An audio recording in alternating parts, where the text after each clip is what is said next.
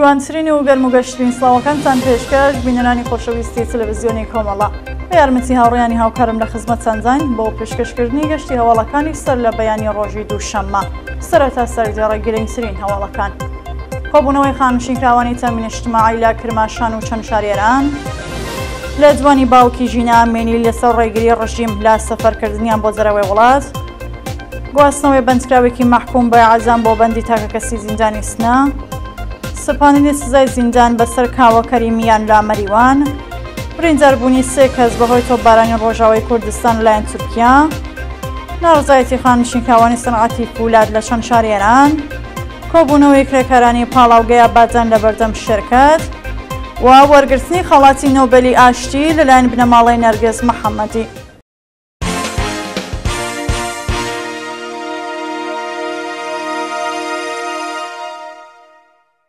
درێژی هەواڵەکان کۆبوونەوەی خانشینکراوانی تەمین اجتماعی لە کرماشان و چەند شاری دیکەی ئێران ڕۆژی یەکشەممە 19 مانگی سەرماوەز خانشینکراوانی تەمین اجتماعی لە کرماشان و چەند شاری دیکەی ئێران دژ بە دۆخی خراپی معیشەتی کۆبوونەوە. خانشینکراوانی تەمین اجتماعی بە پێڕەواڵی هەر هەفتە لە شارەکانی کرماشان، ئەهواز، ئەراگ، شوش و هەفتەپە دژ بە دۆخی خراپی معیشەتی خۆپیشاندانیان کرد. خانشینکراوانی تەمین اجتماعی خوازیاری چوونە سەرەوەی ئاستی حەقدەست بەکردەوە دەرهاتنی گەڵاڵە یەکسانسازی و زابینکردنی بیمەی دەرمانی و چاکسازی لە ژیان و معیشەتی خۆیان و بنەماڵەکانیان بوون. هەوڵی ڕژیم بۆ شاردنەوەی مەزاری ژینە ئەمینی لە سەقز. موژگان ئفتخاری جایەکی هەمیشە زیندوو ژینە ئەمینی وێنەیەکی لە مەزارگەی کچەکەی بڵاو کردووەتەوە کە لە لای گۆڕەکەیەوە گۆڕی نوێ هەڵکێنراوە و دەڵێت هەوڵ دەدەن مەزارگەی ژینە لە نێو قەرەباڵغی گۆڕەکاندا ونکەن و بەم جۆرە گۆڕی ژینە لە بیری خەڵک بەرنەوە بۆ ئەو مەبەستەش هەر جارە و فرتوفێڵێک بەکاردەبەن. جێگەی ئاماژەیەکە ماوەیەک لەمەوبەر شارەزاری و ناوەنجامنیەتەکانی شاری سەقز ئاسفالتی دۆروبەری گۆڕی ژینەیان لەبرد ئەگەرچی ئەوەی مەیدانێکی گەورە بوو بەڵام شوێنەکەیان ئامادە کرد تاکو گۆڕی نوێ لە جۆروبەری گۆڕی ژینەدا هەڵکەنن تاکو لەو ڕێگەیەوە گۆڕی ژینە بشارنەوە و لە بەرچاوی خەڵک بوونی بکەن بەڵام کارزانەوەی زۆری خەڵکی لێکەوتەوە. لێدوانی باوکی ژینە ئەمینی لەسەر ڕێگری ڕژیم لە سەفەرکردنیان بۆ جەرەوەی وڵات.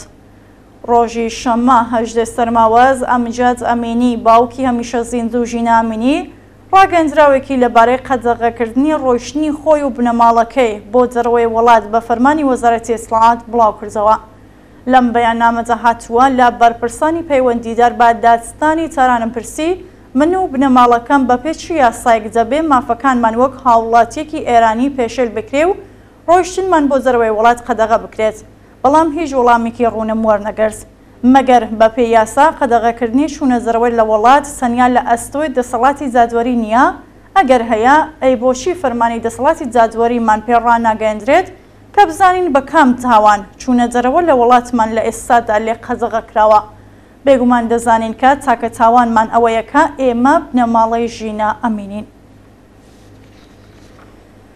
برینداربوونی کۆڵبەرێکی دیکە لە سنووری بانە. شەوی شەممە 18 سەرماوەزی 1402 کۆڵبەرێکی مێرمەنجاڵی خەڵکی دێگولان بە ناوی پەرهام محەممەدی تەمەن 17 ساڵ بە سەخەی هێزەکانی ڕۆژیم لە سنووری هەنگەژاڵی بانە بریندارکرا. بە پێڕاپۆرتی کۆڵبەر نیوز شەوی شەممە کۆمەڵی کۆڵبەر لە سنووری هەنگەژاڵی بانە کەوتونەتە بۆ سێ هێزەکانی ڕژیم و ڕاستەوخۆ تەقەیان لێکراوە. لە کامی دەستڕێژی گولەی هێزەکانی ڕۆژیم کۆڵبەرێک بە ناوی پەرهام محەممەدی تەمەن 17 ساڵ لەلایەن لاقیەوە بە سەختی بریندار و ڕەوانەی نەخۆشخانە کراوە. گواستنەوەی بەندکراوێکی مەحکوم بە ئەعزام بۆ بەندی تاکەکەسی زیندانی سنە. ڕۆژی شەممە 18 سەرماوەزی 1402 فەرزاد گوڵمەحەممەدی خەڵکی گوندی پاڵنگانی سەر بە شاری کامیاران بەڵمبەستی جێبەجێکردنی سزای لە سێزارەجانی لە بەندی گشتی زیندانی سنە بۆ ژووری تاکەکەسی گوازرایەوە. بە پێزانیاریەکان فەرزاد گوڵمەحەممەدی تەمەنی 32 ساڵ 4 ساڵ پێش بە تۆمەتی کوشتنی بانقەز دەست بەسەر و دواتر لەلایەن دەستگای خەزای کۆماری ئیسلامیەوە سزای 3 جارێ بەسەر تەسەپا باوەسەی چالاکانی مەدەنی شاری سنە ئەگەر بنەماڵەی کوژراوەکە لێخۆش نەبن فەرزاد لە ڕۆژانی جاهاتوودا لە سێدارە دەدرێت. سەپاندنی سزای زیندان بەسەر کاوە کەریمیان و لە مەریوان. کاوە کەریمیان چالاکی ژینگە پارێزی خەڵکی مەریوان و لە ئەنجامانی ئەنجومەنی سەوزیچیا لەلایەن جادگای ئینقلابی مەریوانەوە بە 2 ساڵ زیندانی تەعلیقی مەحکوم کرا. بە پێی راپۆرسەکان کاوە کەریمیان لەلایەن جادگای ئینقلابی مەریوانەوە بە تۆمەتی تەبلیغ دژی نیزام و هاوکاری لەگەڵ حیزبە نەیڕەکانی ڕۆژیم بە 2 ساڵ زیندانی تەعلیقی مەحکوم کراوە. ناوبراو ڕۆژی یەکشەممە 19 خرمانانی ئەمساڵ لەلایەن سڵاتی سوپای پاسدارانەوە دەست بەسەر و ڕۆژی شەممە 22 ڕەزبەری 1402 بە دانانی وەسێقە و بەشەوەی کاتی لە زیندانی مەریوان ئازاد کرا. برینداربوونی 3 کەس بەهۆی تۆپبارانی ڕۆژاوای کوردستان لەلایەن تورکیا. ڕۆژی شەممە 18 سەرماوەزی 1402 ئەرتەشی تورکیا گوندی دەشیشەی لە شاری تەلتەمر بردومان کردو بەهۆیەوە 3 کەسی مەزەنی بە سەختی بریندار بوون. بە پێی راپۆرسەکان لە هێرشی تۆپخانەکانی ئەرتەشی تورکیا بۆ سەر تەلتەمەر و گونجەکانی دۆروبەری 3 کەسی مەزەنی کە بریتی بوون لە جایەکێکی تەمەن 40 ساڵ و 2 منداڵی تەمەن 16 و 10 ساڵ بە سەختی بریندار و ڕەوانەیە نەخۆشخانەکران. ناڕزایەتی خانشینکراوانی سەنعەتی فولاد لە شەنشاری ئێران. ڕۆژی یەکشەممە 19 مانگی سەرماوەز خانشینکراوانی سەنعەتی فولاد لە پارێزگاکانی سفەهان، خوزستان، مازەندەران و گیلان دژ بە جێبەجێ نەکردنی داخوازیەکانیان کۆبوونەوە. بە پێی راپۆرسەکان خانشینکراوانی سەنعەتی فولاد بە پێی ڕەواڵی هەر هەفتە لە بەردەم سندوقی خانەنشینی فولاد لە شارەکانی قایمشار، ڕەشت، ئیسفەهان و ئەهواز ناڕزایەتیان دەربڕیوە.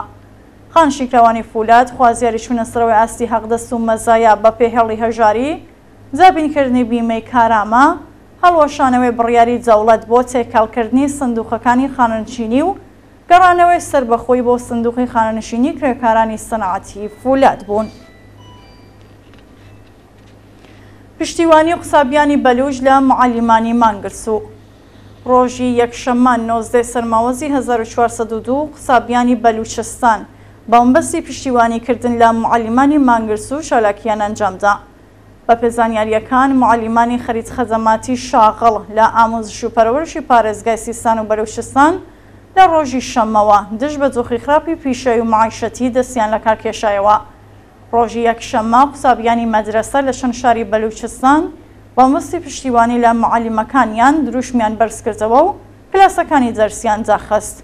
معەلیمانی خەریت خەزەمات خوازیاری پێدانی حەقدەستە دواخراوەکان بردنە سەرەوەی ئاستی حەقدەست، گۆڕانی زۆخی پیشەیی، نوێکردنەوەی گرێبەستەکان و تەزمینی ئەمنیەتی پیشەیی بوون. خۆپیشاندانی کرێکارانی ڕەسمی نەوت لە ئاغاجەری و جوورگەی سیری.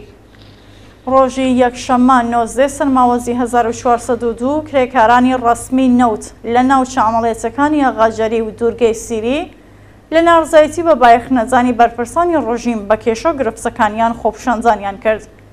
کرێکارانی ڕەسمی نەوت خوازیاری وەلانانی سەقفی حەقدەست، وەلانانی ئاسەنگیەکانی بەردەم حەقی سەنەواتی خانەنشینی، گەڕانەوە بڕەپارەیە لە ساڵانی ڕابردوو وەکو باج لەسەر حەقدەستەکانیان کەم کراوە، بەکردەوە زەرهاتنی مادەی دێ ئەرک و بەرپرسیارەتی پەرسۆنلی نەوت و کۆتایی هێنان بە دەستێوەردانەکانی دەوڵەت لە سندوقی خانەنشینی بوون.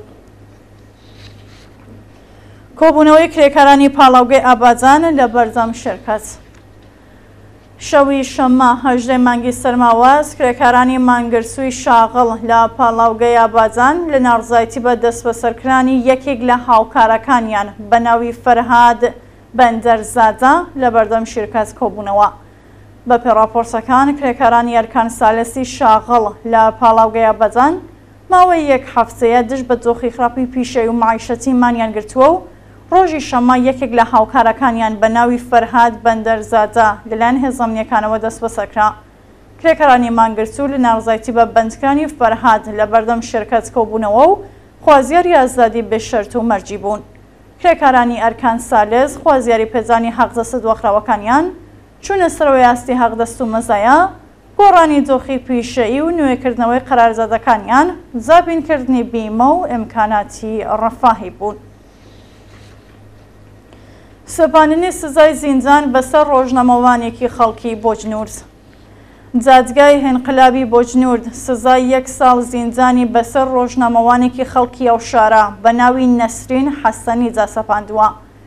بە پێڕاپۆرسەکان نەسرین حەسەنی بەڕێوەبەری حەفتەنامەی سیاحەتی شەرقە و خەرمانانی ساڵی ڕابردوو پاش بانکرانی بۆ جادگا دەست بەسەر و دواتر بەدانانی وەستەقە ئازادکرا بوو. بە پێزانیاریەکان جادگای ئینقلابی بۆجنورد ئەو ڕۆژنامەوانێ بە تۆمەتی تەبلیغ دژی نیزام لە ڕێگەی تۆڕە کۆمەڵایەتیەکانەوە بە 1 ساڵ زیندانی سەعازیری مەحکوم کردووە. دووە هەواڵ وەرگرتنی خەڵاتی نۆبێلی یاشتی لەلایەن بنەماڵەی نەرگس محەممەدی.